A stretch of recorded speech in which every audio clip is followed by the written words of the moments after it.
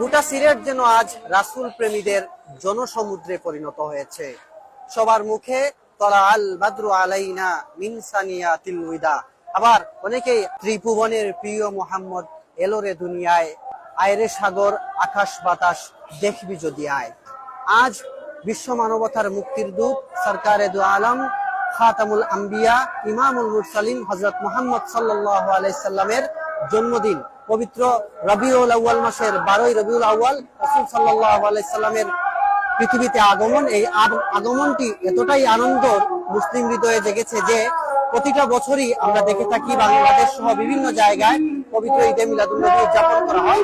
তারই ধারাবাহিকতায় আজকে সিলেটে সুবানীঘাট থেকে কয়েক লক্ষ মানুষ নিয়ে রাসূল প্রেমীদেরকে নিয়ে একটি আনন্দ র্যালি বের করা হয় এবং সেটি সিলেটে গুরুত্বপূর্ণ পয়েন্ট ঘুরে আবার সুবানীঘাটে পৌঁছায়। আপনারা দেখতে পাচ্ছেন যে আমরা ড্রোন ফুটেজের মাধ্যমে দেখানোর চেষ্টা করবো।